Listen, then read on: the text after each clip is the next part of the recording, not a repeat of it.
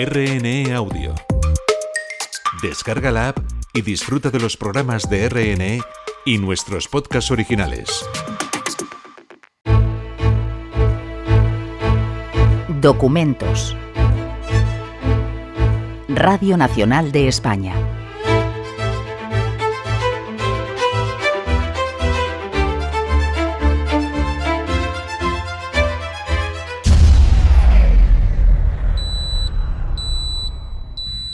Cuando se produjo el apagón y fuimos conscientes de la situación, pues aplicamos el procedimiento.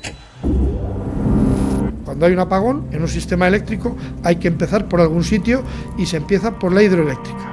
Ninguna otra tecnología puede tener arranque autónomo. Es un día de mucha responsabilidad. Sabemos la importancia que tiene nuestra instalación para la reposición del servicio. En España, la central más grande, más poderosa, la más rápida y la que genera el socorro y la solución de un apagón es Aldea Dávila. Tanto Aldea Dávila como Ricovallo, en este sistema de Saltos del Duero, disponen del sistema Black Start, que permite arrancar sin servicios auxiliares exteriores. Tienen baterías internas a las cavernas y a las centrales, tienen grupos electrógenos y luego tienen la facilidad de que la máquina, al dar vueltas, al soltarle un hilo de agua que impacta sobre la propia turbina, va produciendo tensión poco a poco y podemos salir de la central a energizar líneas de transporte con la central aislada del resto del sistema y podemos recuperar islas de consumo. Fue muy rápido, en pocos minutos habíamos podido arrancar los grupos en modo arranque de emergencia y a partir de ahí quedamos a disposición de Red Eléctrica para poder mandar tensión a través de sus líneas. La historia del sistema eléctrico español es una historia peculiar. La electricidad en España la acogimos muy bien. Vamos a la par, sorprendentemente a la par de Europa. El sistema eléctrico español originalmente es hidroeléctrico y solo después van a entrar las térmicas de carbón, después las térmicas de petróleo, después las nucleares. El gobierno de Franco hizo una enorme apuesta. El objetivo era construir 20 y tantos reactores nucleares, ¿no? El mayor experimento de autogestión en un sector estratégico por parte de empresas privadas con regulación muy lejana por parte del sector público. Y luego ya mucho más adelante, ya en democracia, las de gas y ahora en los últimos 20 años las renovables. Nunca estuvo regulado fehacientemente hasta que en el año 86-88 entra Red Eléctrica a organizar el sistema. La clave está en que diferencia lo que es un servicio de lo que es un negocio. El sistema eléctrico español.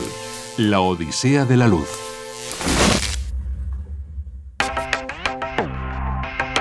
Las infraestructuras complejas, los sistemas críticos suelen ser invisibles hasta que fallan.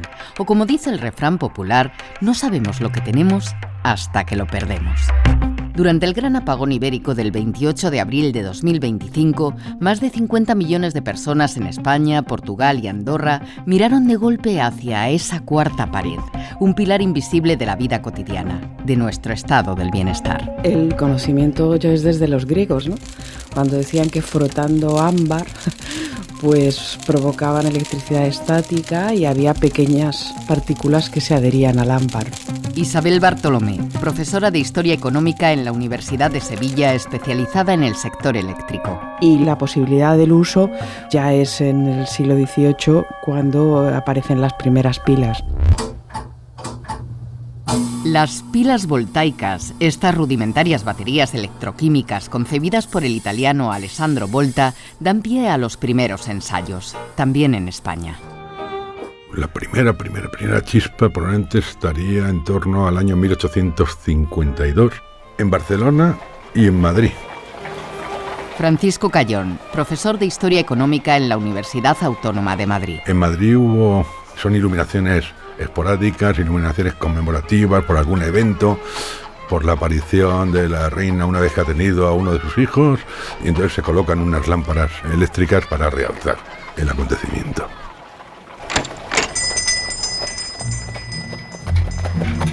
En Barcelona, un establecimiento atrae todas las miradas. Domènech, que tiene una farmacia, una botica, como se decía en la época, y él mismo estaba experimentando en los años previos con la electricidad y consigue iluminar su pequeña farmacia. Hemos tenido el gusto de ver en el laboratorio del distinguido profesor de química don Francisco Domènech, sito en la calle de la Unión, botica de farmacia, el ensayo de la luz eléctrica. El Diario Español, 1852. La llama, que se forma por la aproximación de los dos conductores, produce una luz de una intensidad tal que apenas puede soportarla a la vista. El aparato para obtener la corriente galvánica está compuesto de unas 40 baterías colocadas sobre una mesa. La luz es de una viveza suma y bien podría iluminar una gran plaza. Estas demostraciones que fascinan al público son el preludio del gran asombro, el milagro que florece al calor de la segunda revolución industrial. La dinamo de Gram, en los años 70, lo que hace es cambiar la energía mecánica, en este caso, en energía eléctrica, de una manera sencillísima. La máquina de Gram se compone de 6 barras redondas de hierro unidas por un zócalo de fundición, de un bastidor de bronce destinado a contener el eje de las bobinas, de una guarnición de alambre de cobre que forma un gran electroimán, de 3 bobinas circulares montadas sobre el árbol motor. La Gaceta Industrial, 1875. La máquina de Gram, que se presentó en Viena, estaba dispuesta para producir una luz eléctrica equivalente a 500 mecheros Cárcel. Su base era un cuadrado de 80 centímetros de lado, su altura 1,25 m y pesaba 1000 kilogramos. Y entonces lo que genera es una corriente continua, que es la corriente que en principio parecía que iba a prevalecer. Buena parte de los inventos de la electricidad en esa época tienen origen europeo. Otra cosa es que luego nos haya quedado en la memoria Edison, y entonces Edison es el gran prototipo del inventor eléctrico, pero la mayor parte de las lámparas anteriores a la bombilla de Edison son de origen europeo. La iluminación es, de hecho, la primera gran aplicación de la nueva tecnología.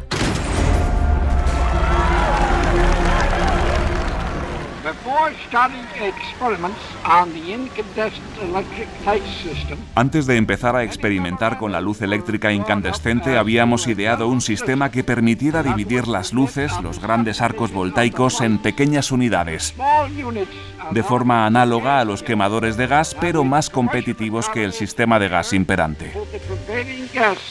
Thomas Edison. Tras instalar la primera estación en Nueva York, añadimos otras mejoras. Después de que Edison concibiese todo el sistema eléctrico para su distribución, que el primer ejemplo es en Pell Street, en Nueva York, en 1882, es cuando por primera vez el modelo eléctrico se puede ir exportando. Y se impondrá hasta en la pionera Europa. Hay mucha vinculación con General Electric, con lo que era Edison, con lo que era Thomson Houston, y va a tener mucha presencia en Francia, pero incluso AEG y otras grandes empresas alemanas también tienen su tecnología procedente inicialmente de Estados Unidos. Y desde allí, sobre todo desde Alemania, es donde va a venir España. Y las primeras iluminaciones se disputan entre Girona, Madrid. ¿Quién fue el primero que iluminó?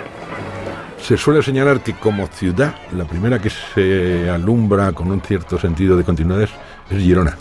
Y luego ciudades pequeñas para la época, como puede ser Burgos, Valladolid, Pontevedra, ponen una cierta iluminación muy en el centro, con relativa prontitud.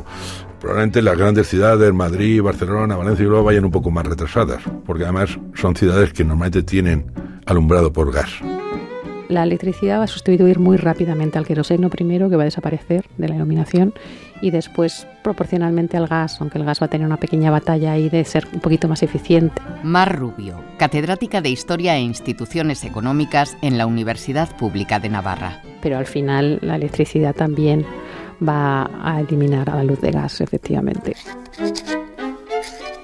El alumbrado eléctrico se ha difundido de tal modo en Barcelona que no hay seguramente ciudad alguna en Europa que con mayor ni aun con igual profusión lo posea. Benito Pérez Galdós en el diario La Prensa de Buenos Aires. existe en la vía pública sustituyendo al gas y en multitud de edificios particulares.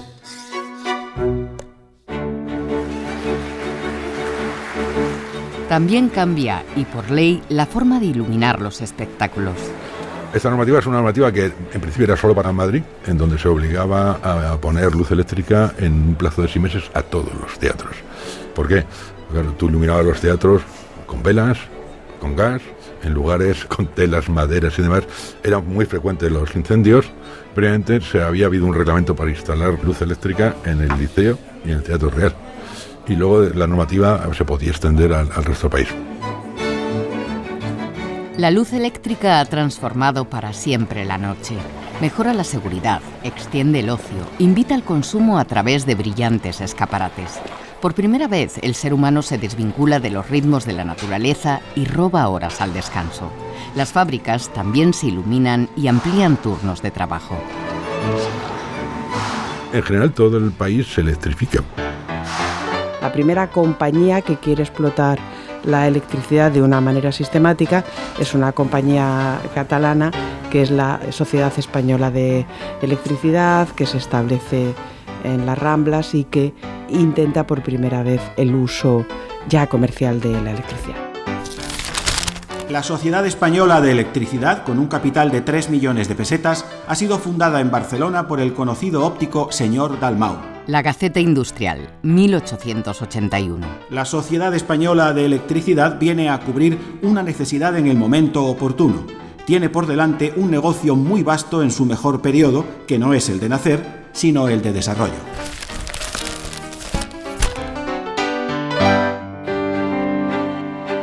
A partir de ahí, la difusión de la electricidad es vertiginosa, a toda velocidad. Fue casi contemporáneo a lo que estaba sucediendo en otros países. Sabemos que en el comienzo de cualquier tecnología hay una especie de explosión de gentes buscando esa nueva oportunidad. A la altura de 1910, a lo mejor en el país hay más de 800, 900 empresas eléctricas. Muy pequeñitas, muy pequeñitas. Luego eso se va amalgamando en grandes empresas. Y vamos a terminar en un cierto oligopolio potente. El prodigio brota de pequeñas centrales de poético nombre, puramente descriptivo en la época, las fábricas de luz. Y así es como se inicia la tecnología, no con redes, no con distribución a larga distancia, sino bien al contrario, en generación local para la producción y consumo en el momento térmica de carbón. Lo cual era un problema en este país, porque era un carbón malo y muy caro.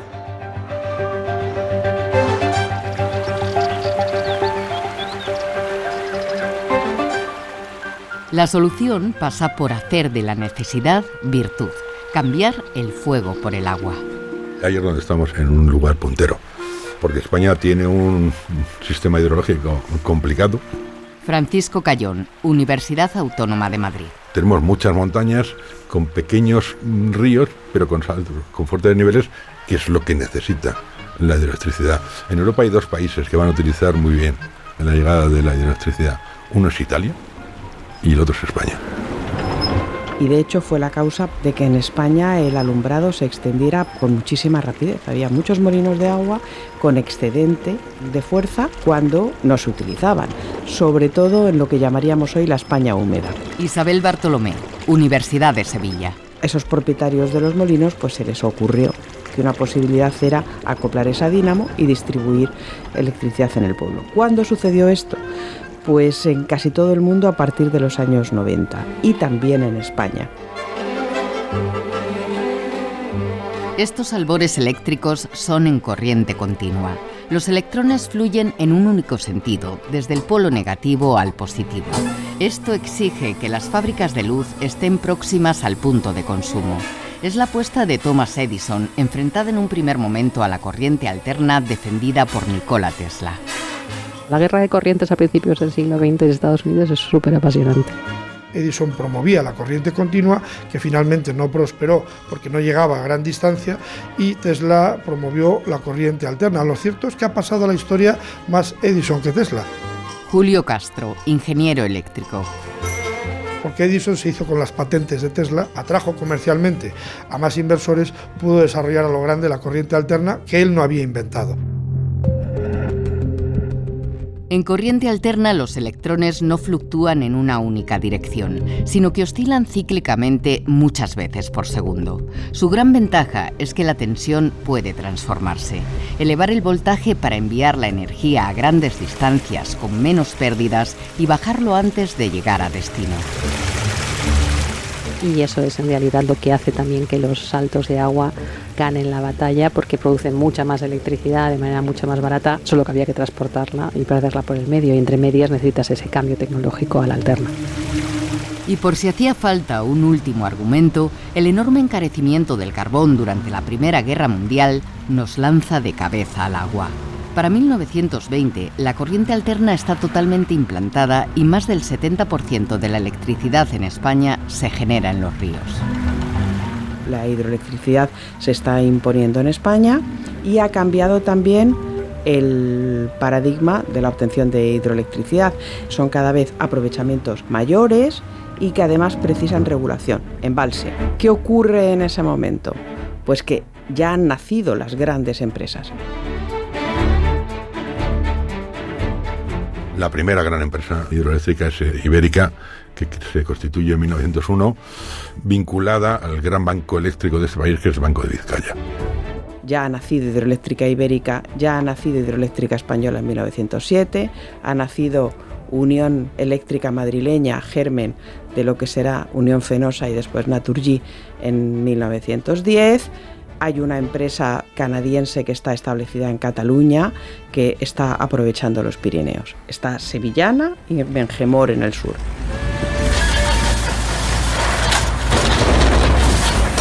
En este contexto es necesario construir embalses y presas. Ibérica lo que hace es decir, yo voy a conseguir muchas concesiones en los grandes ríos. Las primeras en el Ebro, que son las que interesan para Bilbao, algunas en Pirineos, van a tener en Cinca, por ejemplo, pero van a tener en el Tajo y van a tener en el Júcar. Luego Ibérica va a constituir otras sociedades. A la altura de 1920 tienen construidas muy importantes saltos eléctricos. Todos reunidos, gobiernos y gobernantes, a recabar para España aquel puesto que le corresponde. Con la dictadura de Primo de Rivera lo que se hace es intentar consolidar estos proyectos. Firme, sereno y varonil. Los allegados al régimen de Primo de Rivera intentan obtener subvenciones. El problema es que hay dos sectores que compiten por esos embalses. El sector agrícola, que busca ese agua para el riego, y el sector hidroeléctrico, que la busca para producir electricidad. Algunas empresas del sur, por ejemplo Unión Eléctrica Madrileña, consiguen unos anticipos casi del 90%, como aliándose con los regantes. Y esa lucha es complicada.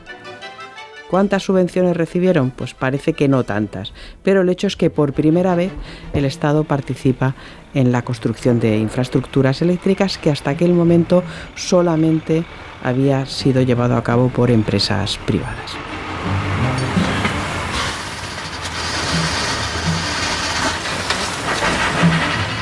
Al principio, las presas de reducidas dimensiones se levantaban en la cabecera de los ríos. En los años 20, gracias a las nuevas técnicas y materiales, empiezan a ocuparse los cursos medios con grandes obras de hormigón. Por ejemplo, Alcántara. O pensemos en los años 30, y es el hito, el gran hito, Saltos del Duero. Detrás de esta iniciativa, Saltos del Duero, va a estar el Banco de Bilbao, y tiene su primera gran construcción en el Esla, la presa Ricoballo, que es la gran presa de este país. Que se inaugura en el 33, es por primera vez el aprovechamiento de una zona de estrechamiento. Ya son aprovechamientos sistemáticos, aprovechamientos que van en escalera y que van embalsando el río sucesivamente.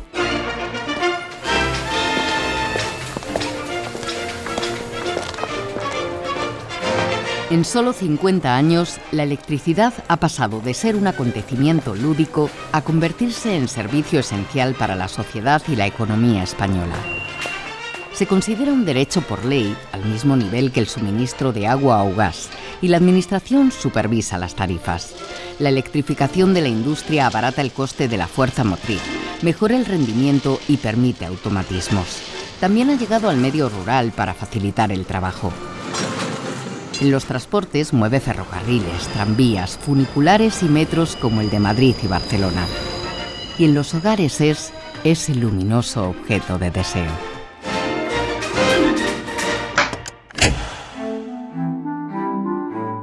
Hay una lectura de Arturo Barea en La Forja de un rebelde. La familia, él y su madre cobran una herencia. Está trabajando ya Arturo Barea, de tener como 12, 13 años, pero todavía no cobra. Lo primero que le dice a su madre que quiere hacer con la herencia es contratar luz eléctrica para su casa, pero literalmente contratar una lámpara. Ya estoy harto de quemarme las cejas con el quinqué para poder leer un rato.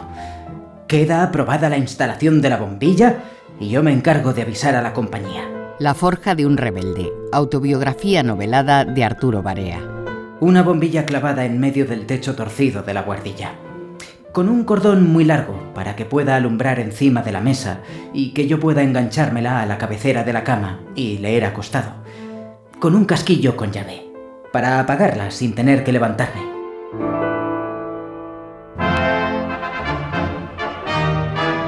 Mi aspiración es que este magno problema atraiga la atención de la opinión pública.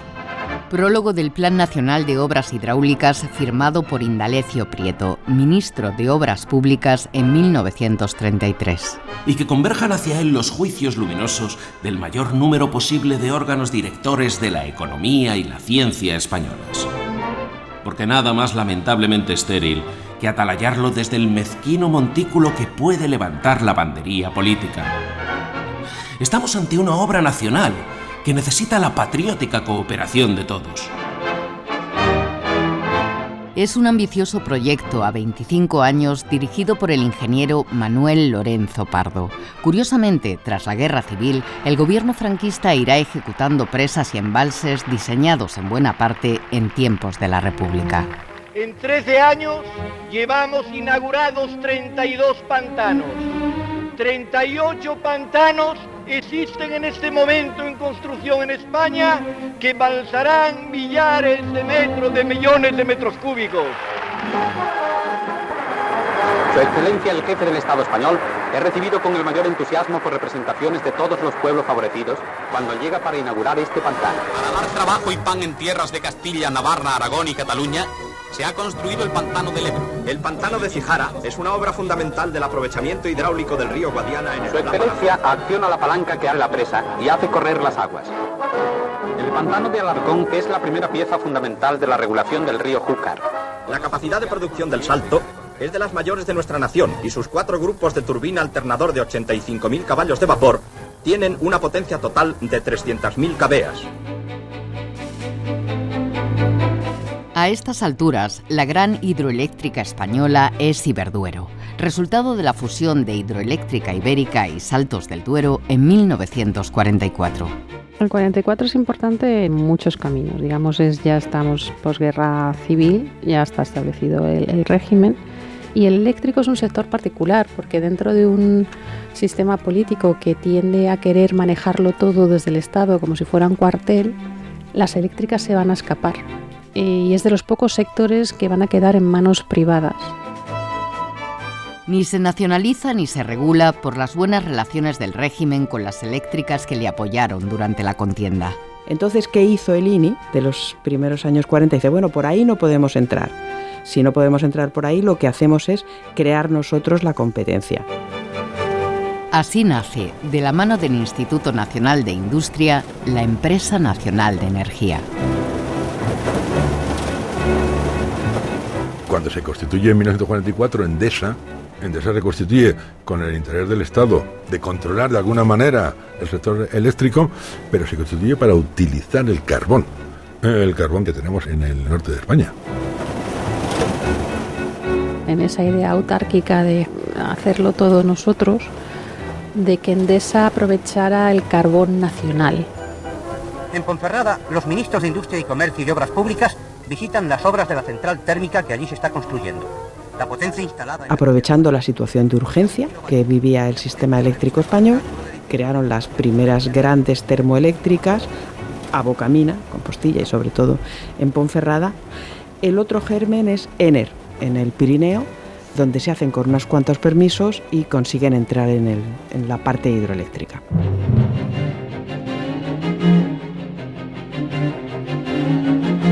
Para velar por los intereses del mayoritario sector privado, también nace, en este decisivo 1944, una patronal que aglutina a las 17 principales compañías. Su nombre, Unidad Eléctrica Sociedad Anónima. En estos años lo que quiere UNESA es salvarse a sí misma, como diciendo, no hace falta que el Estado intervenga porque nosotros nos autorregulamos, nosotros establecemos límites al acceso, límites a los precios y límites a las cantidades de energía. Y este es el origen de UNESA, ya digo que es una peculiaridad española entre miles, porque a partir del año 45 prácticamente en toda Europa las empresas eléctricas en ese momento se nacionalizan. Además de ser empresas privadas, son empresas altamente integradas. Es decir, una empresa, llámase Iberdrola, me da igual que Iberdrola o que Sevillana de Electricidad, tiene por un lado la generación bajo control, es decir, los saltos en los ríos, las térmicas después, las líneas de transporte también son suyas, la distribución final hasta el consumidor final, hasta el contador, también es de la misma empresa. El mercado eléctrico está dividido en 7 zonas. Esto hace imposible un cero eléctrico nacional como el que sufrirá España en 2025. Pero son frecuentes los apagones regionales. Empiezan a haber acuerdos entre las distintas empresas para transportarse, para venderse electricidad entre ellas e interconectar las distintas zonas. La demanda no deja de crecer en un contexto de posguerra, escasez de suministros y crisis económica.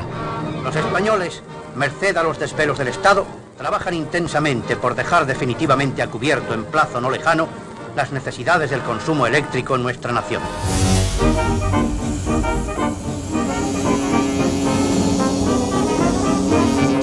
A las puertas de los 50, el mundo busca soluciones para atender un consumo eléctrico que se duplica cada década. El descubrimiento de la fisión nuclear y sus aplicaciones civiles tras la Segunda Guerra Mundial abren un nuevo camino. La URSS y Estados Unidos comienzan a poner en servicio los primeros reactores electrógenos. Un nuevo hito se yergue en Pleasanton. Es la primera planta de energía nuclear de la nación financiada y operada por capital privado. Destacadas figuras del mundo atómico asisten a los actos de inauguración. Prominent among them is Admiral Lewis L. Strauss, Chairman of the Atomic Energy Commission.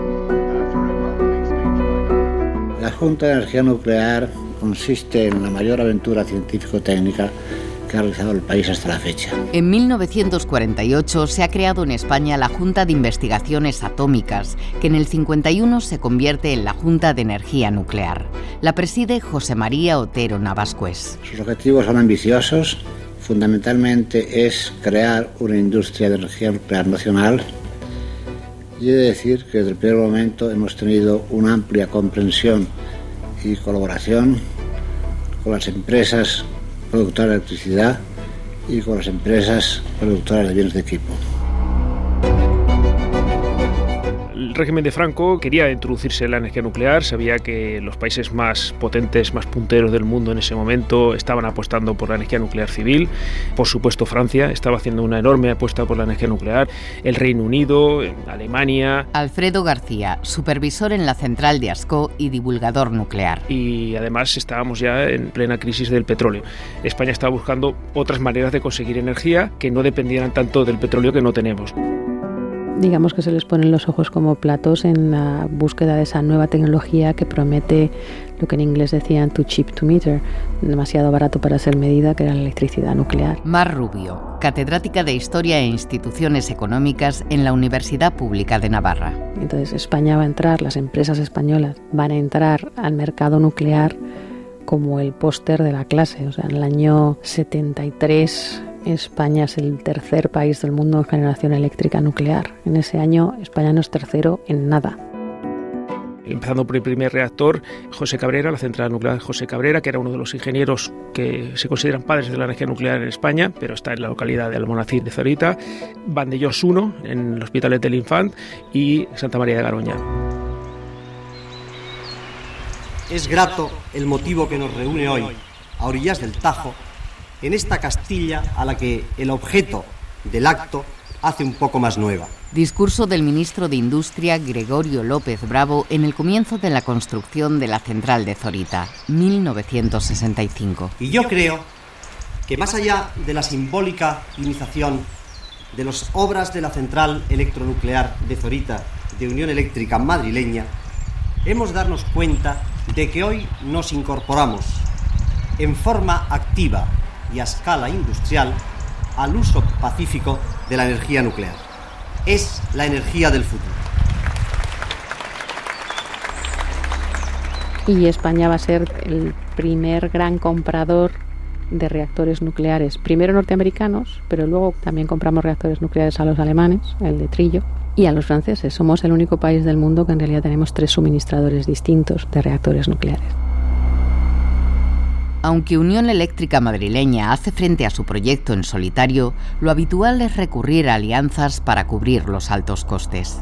Las empresas del norte se van a aglutinar en torno a Nuclenor, quien va a patrocinar Santa María de Garoña, eso va a ser Viesgo y Verduero, y algunas otras empresas del sur, como Sevillana e Hidrola, van a irse aglutinando para empezar a hacer los primeros planes de lo que luego serán las centrales nucleares de Almaraz y las que no se construyeron como de Caballeros. Algunos de esos proyectos, de esos 22 o 23 proyectos que tenía el gobierno primero de Franco y luego ya de la UCD, de Adolfo Suárez, probablemente algunos no habrían llegado a buen puerto, porque siempre hay más proyectos de los que realmente luego se llevan a cabo, lógicamente. Por su parte, Cataluña, la región que más electricidad consume de España, de lejos, también va a ir planificando reactores nucleares, Vandellós, y más adelante Ascó. De ahí vino ya el paso a la democracia, problemas económicos de algunas de estas instalaciones porque se tardó mucho tiempo en construir y sobre todo el sobrecoste. Y cuando finalmente llegan a entrar en funcionamiento las centrales nucleares españolas, pues resulta que el escenario de demanda eléctrica ya no es duplicar el consumo cada 10 años, porque la reconversión industrial, la crisis industrial y todas las cosas que han ido pasando en la transición económica y política de los años 70 a los 80 hace que la demanda eléctrica esté prácticamente parada. Estábamos al principio de los años 80, el Partido Socialista Obrero Español llega al poder, Felipe González, y en su programa electoral tiene el cierre de las centrales nucleares. El Plan Energético Nacional ha sido aprobado por el Pleno del Congreso de los Diputados con la oposición de los representantes del Grupo Popular.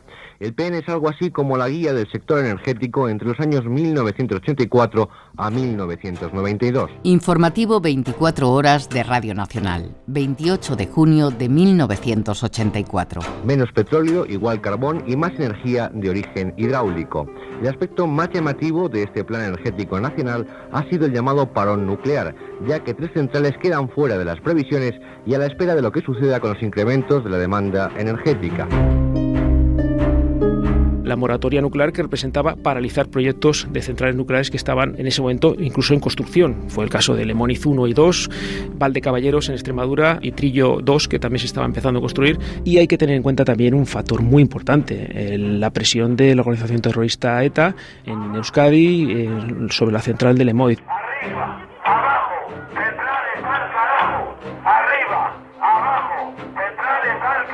Sí que había una presión social, es decir, la gente tenía miedo de la energía nuclear porque, en mi opinión, había mucho desconocimiento sobre ella, lo sigue habiendo, pero en ese momento mucho más, y ETA lo que hizo en ese momento fue intentó hacer suyo esa demanda asesinando a 5 personas.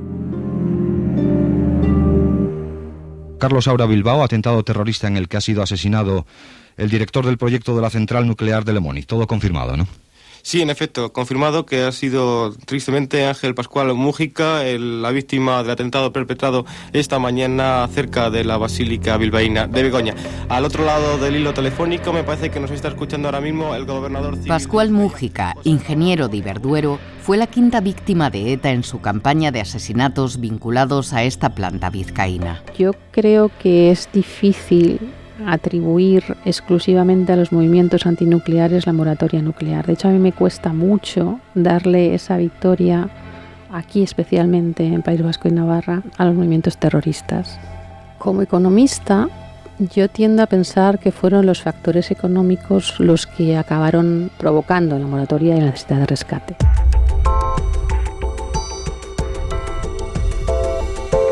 Por ejemplo, FECSA, Fuerzas Eléctricas de Cataluña, se endeudan por el 100% de su valor. Y es un endeudamiento que ocurre en dólares. De modo que, si las empresas se endeudan en los 70 y tienen que empezar a pagar en los 80, el precio del dólar se ha multiplicado por 3. Pues ya es obvio que aunque produzcan y vendan electricidad al precio estándar, no hay forma viable de que recupere la inversión. De ahí que haya que rescatarlas. José Luis Velasco, autor del libro Crónicas Eléctricas, breve y trágica historia del sector eléctrico español. Y entonces comienza a discutirse opciones para rescatar FECSA y de paso a todo el sector. Recuerda muchísimo al caso de Bankia unas décadas más adelante, que el gobierno garantiza mediante acciones legislativas que todas las empresas, en particular FECSA, van a recuperar la inversión. Y es lo que se llama el marco legal estable, que fue un sistema de tarifas que se fijaba de forma que reconociera los gastos en que habían incluido las empresas y no hubiera pérdidas. Claro, eso significa, por supuesto, precios más caros que hemos pagado los consumidores. Al entrar en vigor el marco legal estable en 1988, el precio de la luz queda regulado atendiendo no solo al coste de explotación, sino también a la compensación de las inversiones de las eléctricas. Unos años antes, ante la fragmentación del sistema en islas controladas por empresas privadas, se había aprobado la Ley de Explotación Unificada. Así nacía en 1985 Red Eléctrica de España. Su primera responsable se presenta en Televisión Española. Doña Paulina Beato, buenas noches. Buenas noches. La Red Eléctrica de España, que usted presidirá, es la entidad encargada del transporte de la energía eléctrica en nuestro país. En palabras llanas, ¿qué quiere decir la Red Eléctrica Nacional? En palabras simples, la nueva sociedad es la encargada de la explotación conjunta del sistema eléctrico español, que con los medios de transporte y distribución existentes se abastezca el consumo de electricidad al mínimo coste posible. El marco legal estable estuvo en vigor hasta el año 97. En el 97 se proclama la Ley de Liberalización del Sector Eléctrico, siguiendo directivas europeas, y en lugar de que sea el sector público quien fija los costes de la electricidad, pasa a fijarse en un mercado. Idealmente se nos dice que va a haber competencia y eso va a llevar a costes más bajos. No es lo que ocurre porque, de forma transitoria, para garantizar que ninguna empresa quiebra por el camino, se establece lo que se llaman los costes de transición a la competencia, que es, pues básicamente, cambiar todo para que nada cambie. Este tipo de ayudas, que tuvo lugar en todos los países, no podían servir para corregir errores de las empresas. Y en este caso se va acumulando una deuda enorme, que llega a los 30.000 millones de euros y que supone un peso enorme para empresas y ciudadanos durante décadas. La liberalización del sector eléctrico durante el gobierno de José María Aznar supone la separación de las actividades de generación, transporte y comercialización. Además, las tarifas ya no las fija el Estado, sino el operador del mercado mayorista. La tierra libera energía. Las eléctricas ofrecen su producción y las comercializadoras la compran al precio que determina una subasta diaria. Por eso, impulsamos la liberalización del sector de la energía eléctrica, para que disfruten ya de la bajada de sus precios y para que cada vez más consumidores puedan elegir su compañía eléctrica. Ministerio de Industria y Energía. En esos años, el Partido Popular también culmina la privatización de Endesa, iniciada en tiempos de Felipe González, y saca Red Eléctrica a bolsa. El transportista y operador del sistema acabará reduciendo su capital público hasta el 20% de la actualidad. En sus 4 décadas de historia, Red Eléctrica de España, ahora conocida por el nombre de su empresa matriz, Redeia, acumula importantes hitos. Ha establecido interconexiones con las redes de Marruecos, Portugal y Francia. También gestiona los sistemas eléctricos no peninsulares, los de Canarias y Melilla completamente aislados y los de Baleares y Ceuta conectados a la península por cables submarinos. En el centro de control eléctrico se monitorizan segundo a segundo los parámetros de generación y consumo que deben ser idénticos. Velan porque los 45.000 kilómetros de líneas de alta tensión mantengan el voltaje previsto entre las 6.500 subestaciones distribuidas por esta gran malla. Y controlan el latido de la corriente alterna, 50 hercios, 50 oscilaciones por segundo. Además, para asegurar la integración de las energías renovables, cada vez más abundantes en nuestro mix, Redeia cuenta con un centro de control específico inaugurado en 2006, también pionero en el mundo. Hay una conciencia a partir de los años 90, sobre todo de los 2000, de la necesidad de irse desenganchando de los combustibles fósiles y en especial del carbón. La primera manera de producir mucha electricidad con menos CO2 fue en las centrales de ciclo combinado, y en paralelo a eso se va haciendo un desarrollo sobre las energías renovables, en especial primero la eólica y después, ahora mucho más recientemente, la solar fotovoltaica. La cuestión de la necesidad de transición renovable se lleva planteando, yo creo que bastante tiempo, ¿no? De hecho, la primera oleada de parques eólicos en España data de finales del siglo pasado, principios de este. Y algo de fotovoltaica, los primeros parques fotovoltaicos.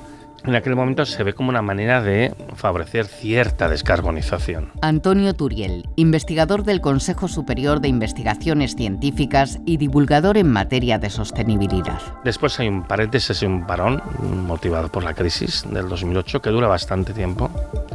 Y hay como un segundo, digamos, época de revitalización que coincide con la aprobación de los distintos paquetes de la Unión Europea para la descarbonización y la transición.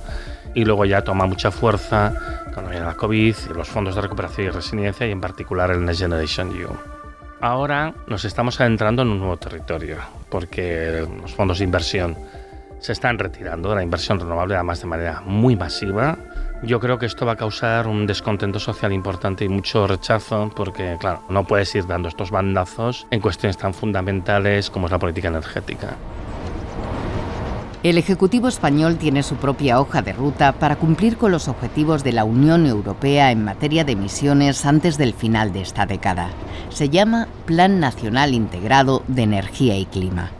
Está bien concebido y es muy ambicioso. Julio Castro, director general de Iberdrola Energía Sostenible. Es tan ambicioso que tal vez incluso podamos no llegar a cumplirlo como nación, pero lo importante es la tendencia y hacia dónde vamos es sin duda alguna hacia reducir las emisiones de CO2 elevando la producción con tecnologías renovables. El Plan Nacional de Energía y Clima habla de instalar 62 gigavatios, 62.000 megavatios eólicos y 76.000 megavatios fotovoltaicos. Son números que te nublan la vista y para ello el inversor, la compañía, las distintas sociedades promotoras necesitamos seguridad jurídica de las inversiones, que no vaya a haber alteraciones a futuro y unos permisos para poder instalarnos.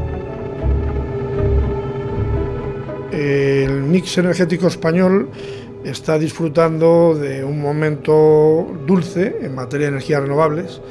Estamos superando en muchos días del año el 50% de penetración de la energía renovable. La hidroeléctrica, que venía siendo más clásica desde el pasado y donde España es un país pionero, la eólica, que viene desde hace 20-25 años, y la fotovoltaica, que es más reciente por los cambios tecnológicos, pues España es el país adecuado.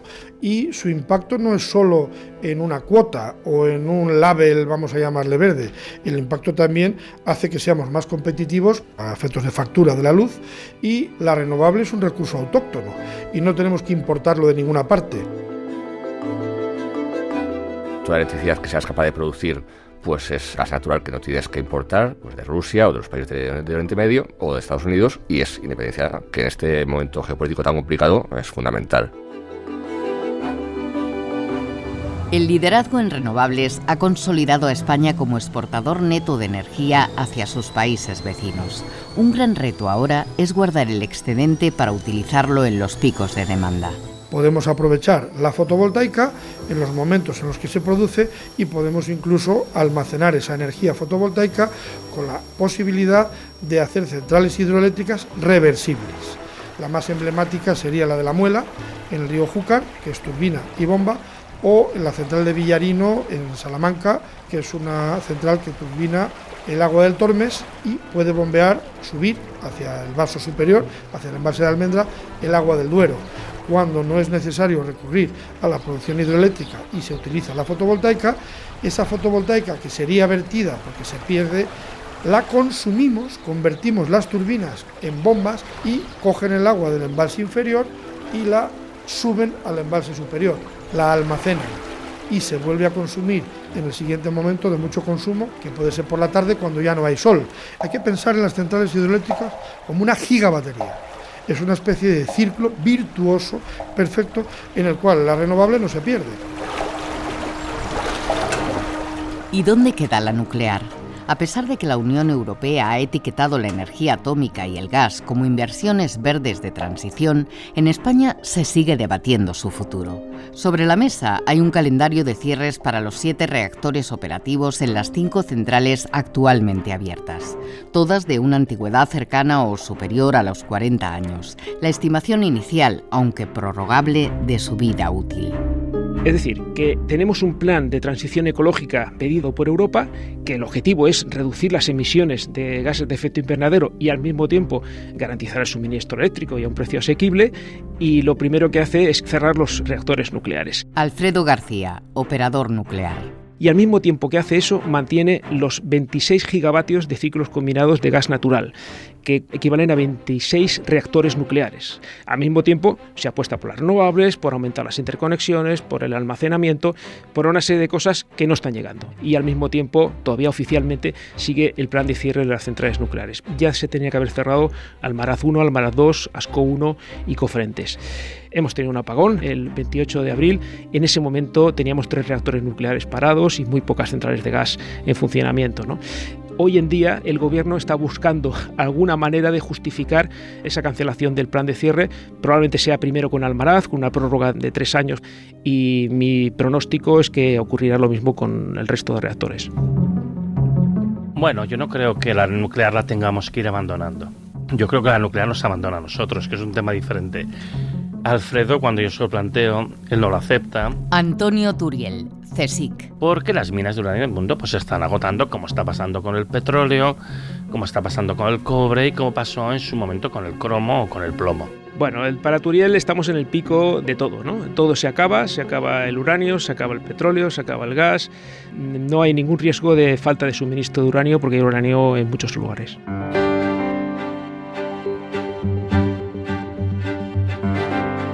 Hoy por hoy, las centrales nucleares, hidroeléctricas y los ciclos combinados de gas son el ancla de los sistemas conectados. Sus pesadas turbinas aportan la inercia necesaria.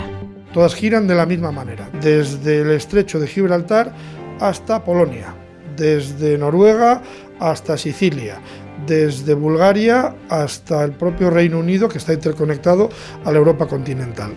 Ese sincronismo crea estabilidad. Es muy útil para cuando se producen perturbaciones en la red eléctrica, cuando hay cambios de tensión, cambios de frecuencia. Tener grandes generadores síncronos lo que ayudará es a tener más estabilidad en la red eléctrica. Además, al no depender de la meteorología, ofrecen una entrega de energía constante y especialmente flexible en el caso del gas y la hidráulica, que pueden subir o bajar la producción a demanda del operador. Esa fue una de las claves del gran apagón ibérico de 2025.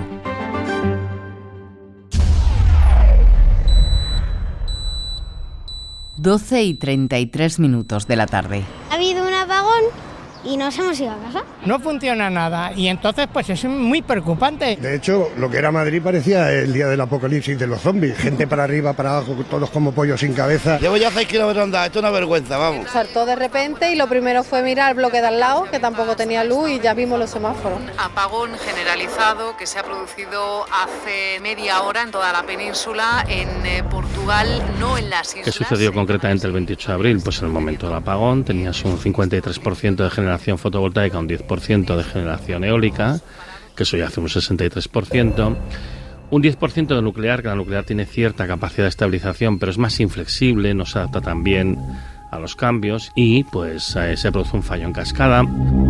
Hay que entender que el apagón, el llegar el 28 de abril al cero suministro, no es una cuestión de que las centrales se desconectaran. Marta Castro, directora de regulación de la Asociación de Empresas Eléctricas AELEC. Se tuvieron que desconectar porque fueron tales los niveles de tensión que se alcanzaron en esos momentos en el sistema que las protecciones de estas instalaciones de generación saltaron. De no saltarse, hubiésemos tenido daños mayores, y es que a lo mejor la recuperación del sistema no hubiese sido horas, hubiesen sido días. El control dinámico de tensión lo prestan todos los generadores que están acoplados, todas las tecnologías convencionales, estamos hablando de nuclear, ciclo combinado, hidráulica, con un tamaño mayor de 30 megavatios. Concha Sánchez Pérez, directora general de operación de Red Eléctrica. Lo que sí es claro es que hubo una falta de prestación adecuada por parte de estos generadores del servicio al que estaban obligados de control dinámico de tensión. Pero es que el servicio al que apuntan de control de tensión para estas pocas instalaciones síncronas que estaban llamadas a ofrecer estos servicios, muchas de ellas no lo pudieron dar porque era imposible absorber tal capacidad de reactiva, y otras muchas lo hicieron por encima de sus niveles. Por lo tanto, yo creo que Red Eléctrica operó a lo mejor de un modo confiado ese día. Íbamos a 200 por hora por la carretera y creo que se nos olvidó el cinturón. En el informe que presentó Red Eléctrica, ella describe concretamente un problema que se plantea en una planta muy grande en la provincia de Badajoz, una planta fotovoltaica que no funcionaba correctamente por algún motivo, y que eso obligó a un cambio de la configuración que hizo la red todavía más vulnerable a lo que vino después. En cualquier caso, el problema que tenemos en España, que no solo pasa en España, pasa en toda Europa, es que el modelo de implantación de las energías renovables ha llevado a que se implante muy rápidamente a un precio más bajo, simplemente porque no se las ha dotado de sistemas de estabilización. Un modelo muy especulativo y muy imprudente, siendo honestos. La recuperación tras el apagón fue relativamente rápida, ya que no hubo estrictamente un cero eléctrico. Pese a la interrupción del suministro, el sistema mantuvo 15 gigavatios de potencia sincronizada en funcionamiento. Gracias a eso, el servicio se pudo ir restableciendo y el incidente quedaba prácticamente resuelto a lo largo de la madrugada del día siguiente, el 29 de abril. Hay medios de producción muy por encima de los que son necesarios para cubrir cada instante, y lo único que hay que hacerlo de manera responsable en el largo plazo, que no cierren las instalaciones que de verdad vas a necesitar en determinado día del futuro, porque si acaso la cierras, luego es irreemplazable. Con el añadido, además, que este es el gran elefante en la habitación del que nadie quiere hablar, y es que el consumo de electricidad en España, igual que pasa en el conjunto de la OCDE, lleva cayendo desde el año 2008. Se ha vendido la idea de que íbamos a electrificar todos los usos de la energía de la sociedad. En el caso de España, la electricidad solo es el 22% de toda la energía final consumida. ¿Es el decrecimiento una opción? ¿Será factible un modelo 100% renovable? ¿Qué papel jugarán el autoconsumo y las comunidades energéticas? ¿Cuál será el futuro de las baterías y del hidrógeno verde? ¿Cuándo conquistaremos la utopía de la fusión? La electricidad lleva casi 180 años a nuestro lado, pero el viaje acaba de empezar. El Sistema Eléctrico Español. La Odisea de la Luz. Un programa de Álvaro Soto con realización de Maika Aguilera. Narradora Berta Tapia. Producción Elena Muñoz. Con el apoyo del Archivo de Radiotelevisión Española y las voces de José Luis Dueñas, Ricardo Peralta, Juan Suárez, Álvaro Soto, Marcos Mostaza y Rodri Martín. Dirección de la serie, Maika Aguilera y Álvaro Soto. Escucha todos nuestros programas en rtv.es/documentos. Documentos. Radio Nacional de España.